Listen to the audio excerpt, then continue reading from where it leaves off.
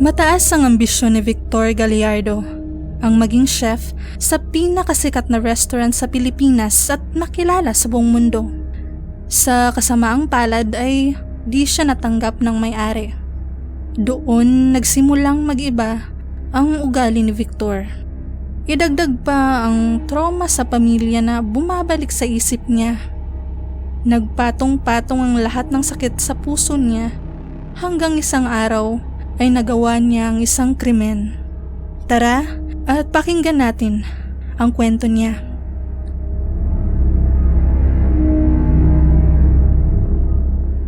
Padabog na sinara ni Victor ang pintuan ng opisina sa second floor ng restaurant. Grabe ang panginginig ng katawan niya at parang lahat ng nakikita niya ay pula. Di na niya kayang kontrolin ang galit. Hinabol siya ng tawag ng isang lalaki na assistant ng may-ari pero di siya huminto. Ayaw na niyang marinig ang sasabihin ng matandang halos wala ng buhok. Ayaw niyang mamilit dahil alam niyang magaling siya. Sayang lang ang talento niya sa lalaking yon. Pinakaayaw talaga ni Victor na mawala ng kontrol sa mga bagay-bagay. Kung ano ang gusto niya ay makukuha niya, lalo na pagdating sa pangarap. Ilang taon siyang nagsikap na mag-aral ng culinary sa Singapore kahit walang suporta ng pamilya. Akala niya pag-uwi ng Pinas ay matutupad na ang pangarap niya. Pero baliktad ang nangyari. Di man lang tinignan ng maayos ng may-ari ang resume niya. Di man lang nito inalam ang kakayahan niya. Nakakainis dahil 3 ang bakanting posisyon at 4 ang aplikante at siya ang di natanggap. Tingin niya ay walang binatbat ang mga kasabayan niya kanina. Ni hindi nga magaling sumagot sa mga tanong at di pa plansyado ang mga damit. Mataas ang standards ng may-ari sa bawat empleyado kaya gusto niyang magtrabaho roon. Pero di na ngayon. Ekis na ito sa kanya. Bata pa lang ay tinuruan na siyang magluto ng lola niya. Mabilis niyang nakabisa ang mga lutong Pinoy. Naramdaman niyang may kontrol siya sa pagkain. Siyang may kontrol sa mga sangkap at lasa ng bawat putahing niluluto. Kahit pangit ang araw niya, makaluto lang siya ay gumagaan na ang pakiramdam niya. Mabilis siyang bumaba ng hagdan kahit hinahabol pa rin ng lalaki. Sa first floor ay puno ang bawat lamesa ng mga taong nagtatawanan habang kumakain. Narinig niya ang malakas na pagbagsak ng mga pinggan at kubyertos sa sahig. Nasagi niya yata yon. Napatingin siya sa nakasabit na painting sa dingding. Kumuyom ang kamao niya dahil lang nasa painting ay ang may-ari. Sinuntok niya ito sa bandang muka. Paulit-ulit hanggang mabasag ang salamin. Di niya namalayan na tahimik na ang paligid.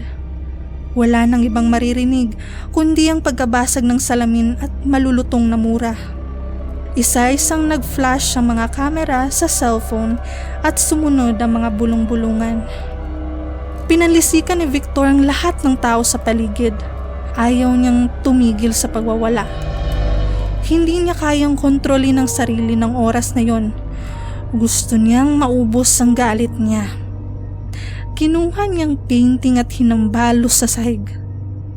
Nagsigawan ng mga babae at nagsiatrasa ng iba. Ang iba ay may kinakausap na sa cellphone. Bago pa man siya dakpin ng mga gwardya, ay lumabas na siya at pumara ng taxi. Isinumpa niya na balang araw ay magsisisi ang may-ari ng restaurant na yon na di siya tinanggap bilang chef. Sisiguraduhin niyang luluhod ito sa harap niya. Nang makarating sa bahay niya ay muli siyang nagwala dahil sa nalaman. Kasi viral na ngayon ang video ng pagwawala niya. Marami na itong views at kalat na sa iba't ibang sites. Isa-isa niyang binasa ang mga komento na may panghuhusga at ginawa pa siyang katatawanan. Malakas niyang tinapon ang cellphone sa dingding at pabagsak na nahiga sa sahig habang pumapatak ang sariwang dugo mula sa kanyang sugat. Napagod siya sa ginawa pero masaya siya na nailabas ang galit. Lumipas ang 1 linggo at hindi pa rin nawawala ang issue tungkol sa kanya. Nagtangka siyang mag-apply sa ibang restaurant pero hanggang interview lang siya. Dahil sa video kaya nasisira ang imahe niya. Unti-unting nagugunaw ang pangarap niya. Nawala ang mga kaibigan niya dahil mas pinili niya ang pangarap kaysa sa mga kaibigan na tinuring niyang pamilya. Sa sobrang taas ng ambisyon ay nasaktan niya ang mga ito nung nasa college sila, lalo na si Hazel. Bago siya umalis papuntang Singapore, ay nagbitaw siya ng masasakit na salita na siya lang ang magiging successful sa grupo nila, na walang future ang mga ito, na siya lang ang magaling magluto. Iniwan niya ang barkada at hindi na nagkausap dahil mas nag-focus siya sa pag-aaral. Pinagsisihan niya ang araw na yon.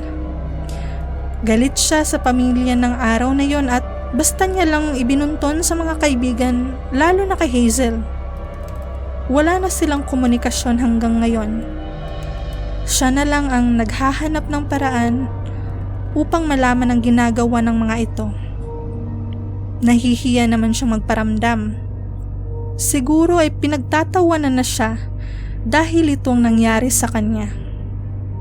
Natupad ang pangarap niyang makilala ng maraming tao pero kahihiya naman ang rason kung bakit siya pinag-uusapan. Hindi niya inakala na tatagal ang iskandalo ng ilang linggo. Maski saan siya magpunta ay may nagbubulungan. Isang hapon ay napagdesisyonan niyang magtungo sa bahay ng nanay niya. Pero wala ito roon. Ang naabutan niya, ang pangalawang asawa ng nanay niya na nasa harap ng TV. Si Greg ang pumalit sa ama niya at ang lumason sa utak ng nanay niya. Si Greg ang dahilan kung bakit nasira ang relasyon niya sa ina. Si Greg din ang nagbigay ng matinding takot sa kanya noon hanggang ngayon.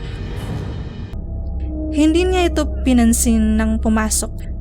Hindi rin siya nagsalita basta tuloy-tuloy lang siya sa loob.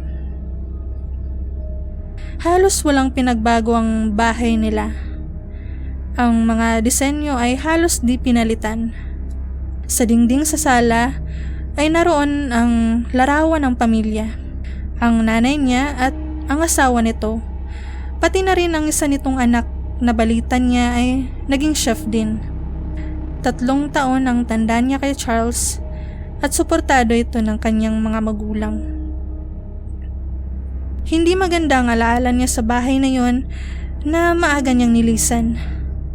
At kahit saan siya magpunta, kahit sa Singapore pa, ay sumusunod ang mga masasakit na alaala. Masakit na alaala na hindi lang dahil sa kawalan ng suporta ng pamilya sa pangarap niyang maging chef. Hindi dahil wala ang kanyang larawan sa dingding ng kanilang bahay. Hindi rin dahil wala man lang siyang natatanggap na simpatya mula sa pamilya dahil sa kumalat na video. Nang dumaan siya sa hagdan pababa ng basement ay natulala siya.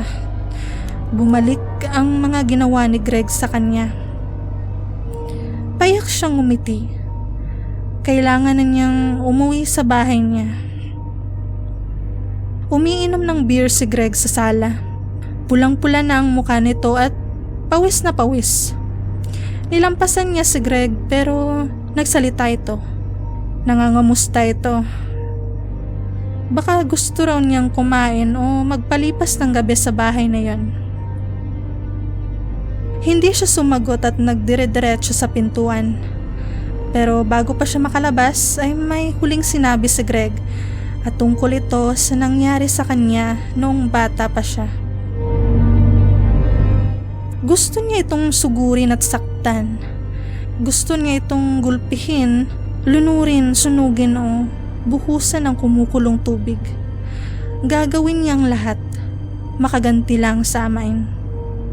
Pero pinigilan niya ang sarili at iniwan itong tumatawa. Akala niya ay matatapos na ang galit niya pero paborito talaga siyang paglaruan ng tadhana. Kapapasok lang sa gate, ang kapatid niyang si Charles at may kasama ito. Walang iba kundi ang kaklase niya noon sa college na si Hazel. Ang babae na nagtapat sa kanya noon ng pag-ibig at ang babaeng tanging niyang minahal. Magkahawak kamay ang dalawa. Nang magkatinginan ay tumango lang siya sa dalawa at umalis na. Sa kanilang tatlo ay siya lang ang nagulat. Mukhang matagal nang alam ni Hazel kung sino siya sa buhay ni Charles. Nanginginig ang katawan niya at puro negatibo ang tumatakbo sa isip niya. Buong biyahe siyang nakasimangot. Gabi na nang makarating siya sa makitid na eskinita na patungo sa bahay niya. Sinipan niya ang basurahan sa kanto. Malutong ang mga mura niya. Minsan tatawa at magagalit. Para na siyang nasisiraan ng bait. Tumilapon ang laman noon at lumikha ng ingay. Agad na sumuong sa ilong niya ang nakakasukang amoy. Parang nabubulok na laman.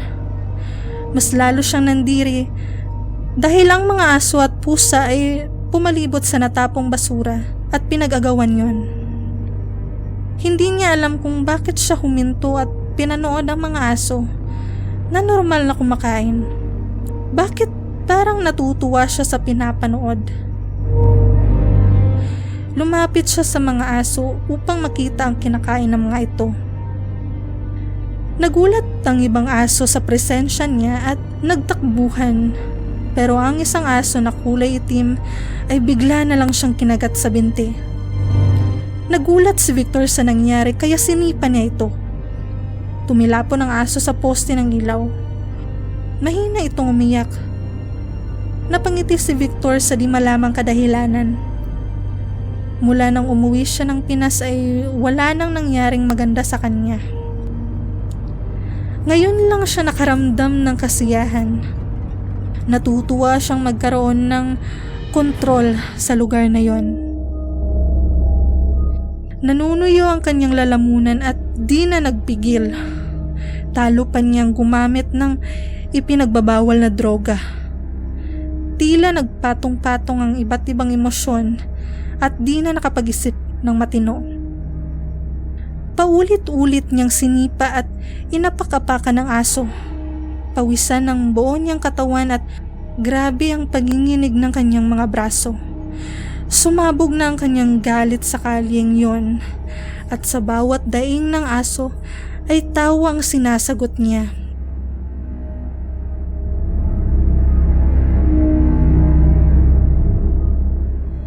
Nababaliw na siya. Iniisip niyang si Greg ang sinasaktan niya. Panay ang tahol ng mga aso di kalayuan sa kanya. Natatakot lumapit ang mga ito. Hindi niya ito tinigilan hanggang sa di na ito gumalaw.